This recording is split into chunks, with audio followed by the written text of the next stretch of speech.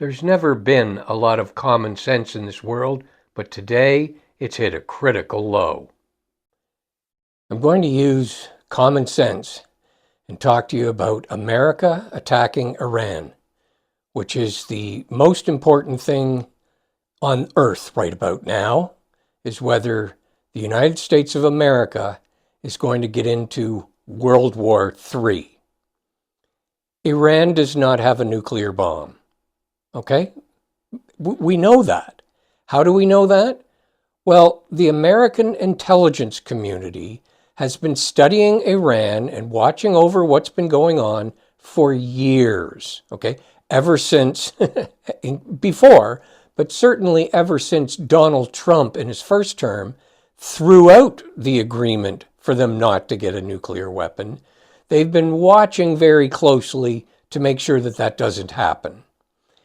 Tulsi Gabbard just went in front of Congress just this past March and under oath, spoke about how the intelligence community has no knowledge of Iran having a nuclear weapon and has no intentions of having a nuclear weapon.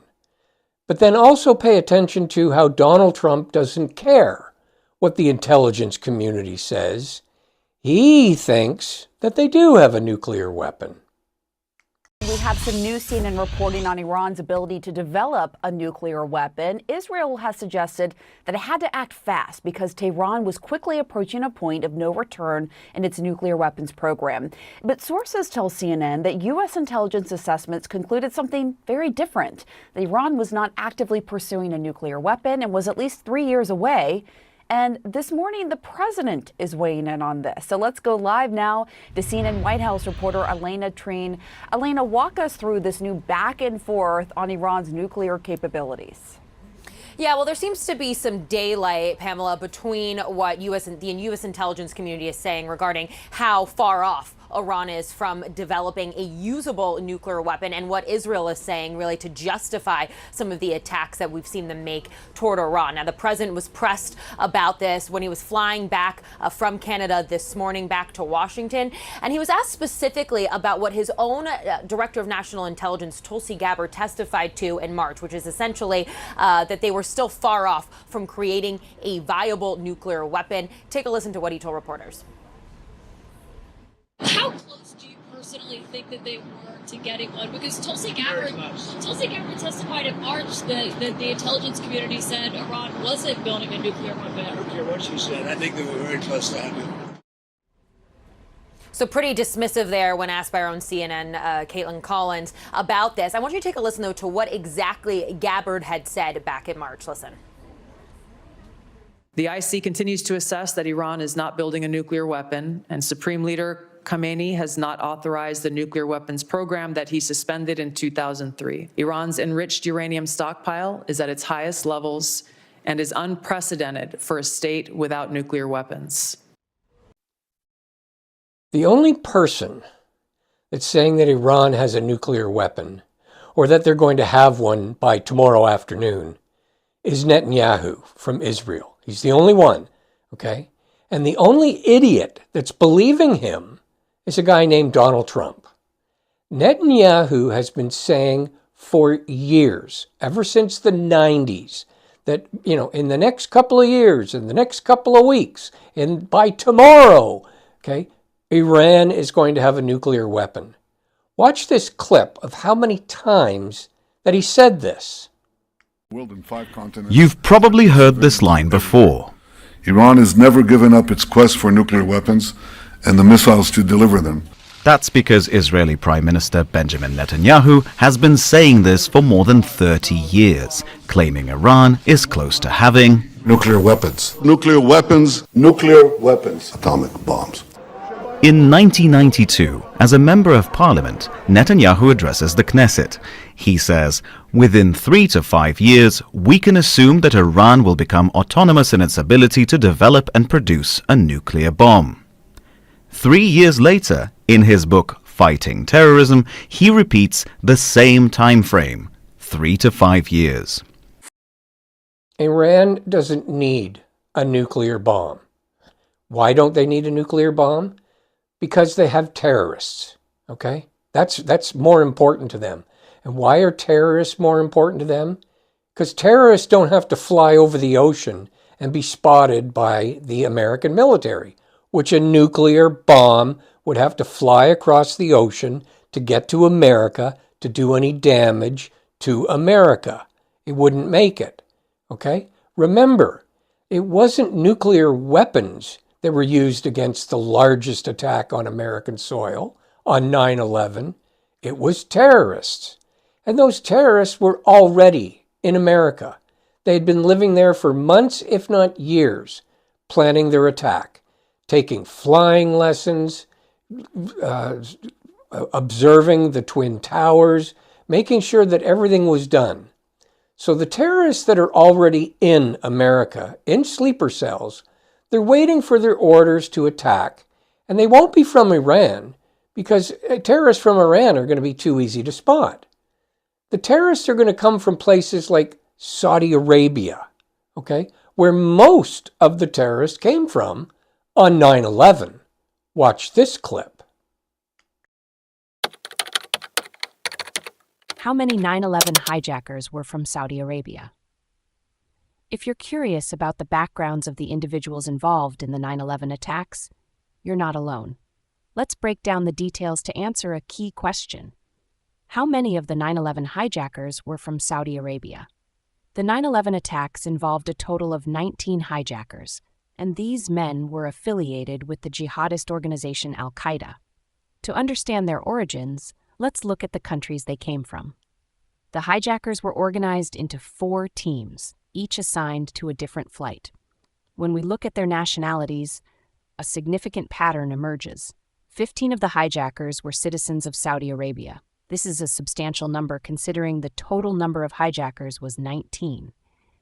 In addition to the Saudi nationals, there were 2 hijackers from the United Arab Emirates, one from Egypt, and one from Lebanon. The leaders of each flight were also identified.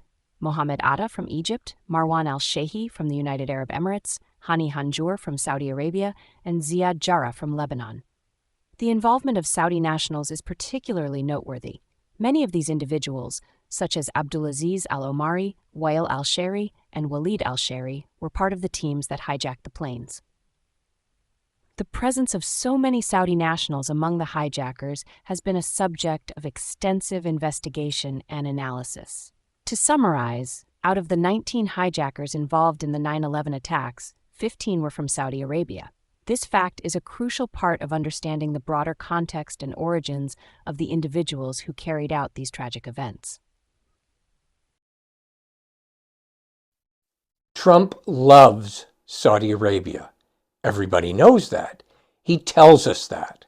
So any terrorists that are from Saudi Arabia, obviously the Crown Prince doesn't know about it, but the ones that are from Saudi Arabia, they've been hired by Iran, and they're probably already attending golf tournaments at Donald Trump's golf clubs, the LIV tournaments that are all sponsored by Saudi Arabia, because then they can walk around right underneath his nose without him even knowing that these Saudi Arabians are actually terrorists hired by Iran. They're not golf enthusiasts from Saudi Arabia, and they can also be coming from any number of Middle East countries other than Iran, so that they're harder, if not impossible, to expose while they're in America. Because, of course, if you've got a problem with Iran, you're going to go look for people from Iran. Well, Iran is smarter than that, and they're going to make sure that their terrorists come from everywhere but Iran.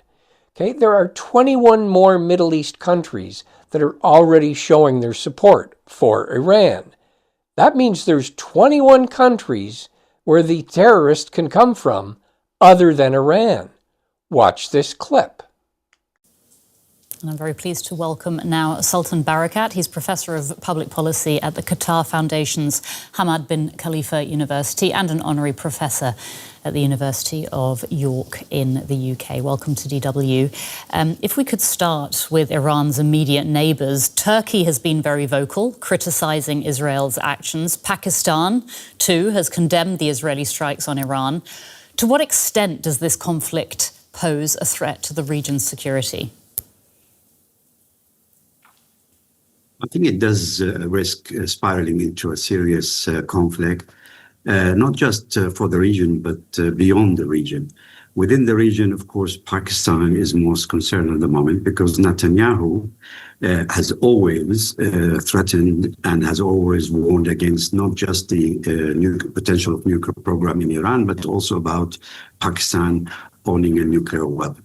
And now, with his close relationship with India, it is not inconceivable that he's also plotting to undermine Pakistan and its nuclear program at some stage. So they have a direct issue to worry about.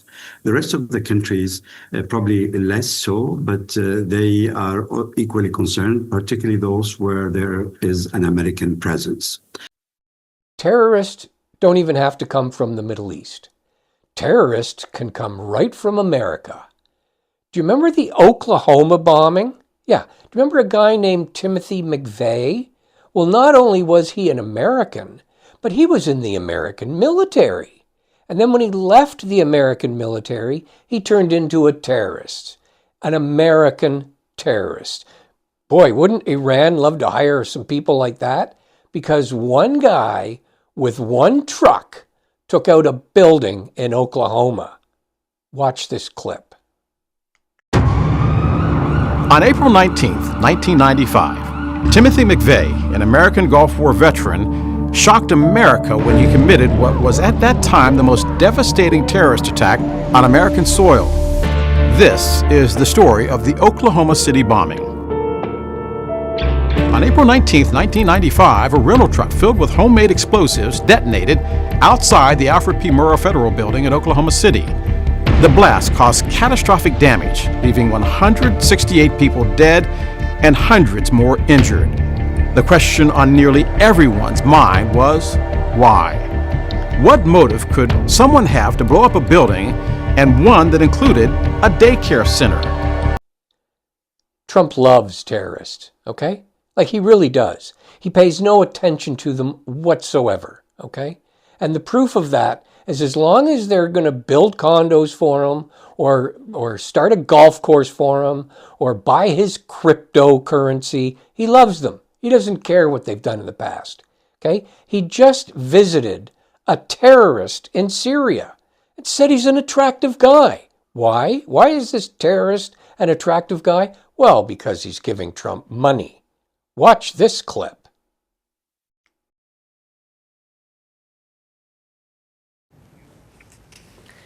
For the next story, let me start by showing you two pictures. The first one is this, a classic FBI most wanted poster. The reward is $10 million. Look at the name on it. Mohammed al-Jolani, a notorious terrorist leader. Anyone who could help track him down would walk away a millionaire. That's the first picture. Now take a look at the second picture. That is US President Donald Trump shaking hands with a West Asian leader. Do you know who that man is? You guessed it. It's the very same Mohammed al-Jolani. Only now he's no longer hiding in the shadows. He is the president of Syria. Clearly a lot can change in 6 months. 6 months ago, Jolani was a terrorist leader fighting against the Assad regime. That government, the Assad regime, collapsed last December. Bashar al-Assad fled the country. Al-Jolani took over. And now he's meeting the US president. He is the first Syrian leader to meet an American president in 25 years. The last such meeting was between Bill Clinton and Hafez al-Assad in the year 2000. Hafez was Bashar al-Assad's father. How did you find the Syrian president? Right. I think very good. Young, attractive guy, tough guy. You know, strong pass. Very strong pass fighter. Does that worry you at all? He's got a real shot at pulling it together. I spoke with President Erdogan, who I'm very friendly with him. He feels he's got a shot at doing a good job. It's a torn up country.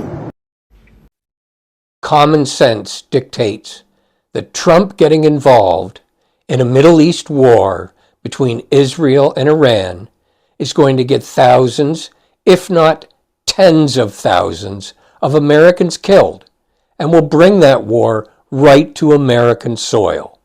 There will be no attacks on the White House or on Mar-a-Lago, where he'll be nice and safe, and he's got all that security.